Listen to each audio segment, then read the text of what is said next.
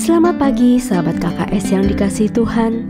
Selamat datang di podcast Duduk Diam di Kaki Tuhan. Pagi hari ini kita akan merenungkan firman Tuhan dari kitab Kejadian pasal 21 dan 22. Supaya firman ini melekat di hati sahabat KKS sekalian, saya anjurkan sahabat KKS untuk sudah membaca terlebih dahulu Kejadian pasal 21 dan 22. Sebelum memulai renungan, mari kita berdoa. Allah Bapa yang kekal dan penuh kuasa, ini kami Tuhan, anak-anak-Mu. Kami mau duduk diam di kaki-Mu Tuhan, mendengarkan apa yang hendak Kau sampaikan kepada kami. Kami mau buka mata hati dan telinga kami untuk firman-Mu. Roh Kudus, tolong kami untuk kami semakin lebih memahami isi hati Tuhan kami. Amin. Kejadian 21. Sahabat KKS, mari kita simak Kejadian 21 ayat 6. Berkatalah Sarah, Allah telah membuat aku tertawa. Setiap orang yang mendengarnya akan tertawa karena aku. Pada pasal 21 ini kita belajar untuk jangan menertawakan janji Tuhan. Tuhan punya banyak perjanjian dengan kita. Perjanjian itu bisa terjadi sampai kita di titik nol. Keadaan di mana tidak ada jalan lain kecuali hanya percaya pada Tuhan, bukan pada akal pikiran kita. Mari kita simak Kejadian 21 ayat 10. Berkatalah Sarah kepada Abraham, "Usirlah hamba perempuan itu beserta anaknya, sebab anak hamba ini tidak akan menjadi ahli waris bersama-sama dengan anakku Ishak." Pemisahan Ishak dan Ismail adalah cara yang tepat. Jika Ishak tidak dipisah, kakaknya Ismail akan merasa memiliki hak kesulungan dan makin menindas Ishak sebagai pemilik sah warisan Abraham. Sahabat KKS, jangan ada yang berkata, "Aku tidak mau ribut urusan warisan." Alkitab sudah mengajari, tempatkan segala sesuatunya pada porsinya. Jika kita memang punya hak warisan karena hubungan darah yang sah, berarti itu milikmu. Tetapi jangan meributkan warisan yang jelas-jelas tidak ada hubungan darah, misalnya hanya sebagai mantu atau anak angkat. Janganlah seperti Hagar, ketika lagi dapat berkat dan kebaikan Tuhan, menjadi sombong dan lupa dari mana dia diambil. Waktu Hagar diusir, yang di pikirannya langsung gelap, karena dia mengandalkan Abraham dan fasilitasnya. Lupa bahwa Hagar juga punya Allah, sehingga waktu diusir seolah hampa hilang harapan, karena memang hanya mengandalkan manusia dan fasilitas dunia. Tuhan masih bermurah hati oleh karena perjanjiannya dengan Abraham, bahwa keturunan Hagar juga akan menjadi bangsa yang besar dan diberkati. Sahabat KKS, mari kita simak Kejadian 21 ayat 22. Pada waktu itu Abimelek beserta Pikhol, panglima tentaranya, berkata kepada Abraham, "Allah menyertai engkau dalam segala sesuatu yang engkau lakukan.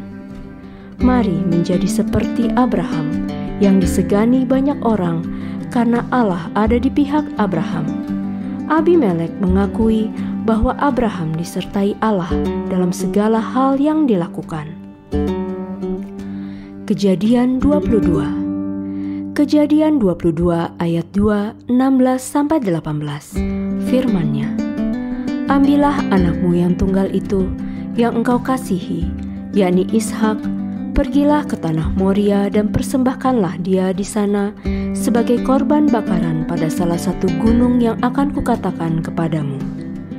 Katanya, "Aku bersumpah demi diriku sendiri, demikianlah firman Tuhan, karena engkau telah berbuat demikian dan engkau tidak segan-segan untuk menyerahkan anakmu yang tunggal kepadaku, maka aku akan memberkati engkau berlimpah-limpah dan membuat keturunanmu sangat banyak, seperti bintang di langit dan seperti pasir di tepi laut, dan keturunanmu itu akan menduduki kota-kota musuhnya. Oleh keturunanmu lah semua bangsa di bumi akan mendapat berkat, karena engkau mendengarkan firman-Ku. Sahabat KKS, untuk bisa dengan akurat mendengar suara Tuhan, dibutuhkan latihan setiap hari. Salah tidak apa-apa, karena sedang belajar mendengar suara Tuhan. Tetapi itu butuh dilatih terus sampai kita hafal itu suara Tuhan. Abraham punya konsistensi berfokus kepada Tuhan, sehingga dia hafal kapan Tuhan mengajaknya ngobrol, kapan Tuhan memberi perintah. Mari berlatih mendengar suara Tuhan dan melakukannya dengan taat. Sahabat KKS, di Kejadian pasal 22 ini, Tuhan mengingatkan peristiwa Abraham disuruh mempersembahkan anaknya yang tunggal, tapi Tuhan ternyata sudah menyiapkan dombanya di atas gunung. Dan itu di Perjanjian Baru terjadi. Bapa kita di surga memberikan anaknya yang tunggal untuk disembelih di kayu salib supaya kita tidak binasa di neraka. Perhatikan iblis meniru itu. Jika orang datang ke pesugihan, harus ada tumbal, yaitu nyawa anaknya, nyawa keluarganya. Supaya dia bisa kaya, harus ada yang terjadi, tumbal. Itu cara kerja iblis. Sahabat KKS, apabila dulu pernah pergi cari pesugihan, cari naik pangkat biar cepat, lewat dukun, hari ini segera bertobat. Karena itu semua tidak gratis. Ada nyawa keluarga yang harus dibayar. Bagaimana membatalkannya? Doa pembatalan perjanjian dengan menggunakan perjamuan kudus, sebab hanya darah Yesus yang bisa membatalkan tumbal. Sahabat KKS, firman Tuhan adalah pelita bagi kita. Melalui firman Tuhan, kita akan menemukan kebenaran, damai sejahtera, dan sukacita di dalam Tuhan. Mari bertekun memahami isi hati Tuhan, bertumbuh setiap hari, serta berjalan dalam terang cahayanya. Sampai jumpa di episode selanjutnya. Tuhan memberkati.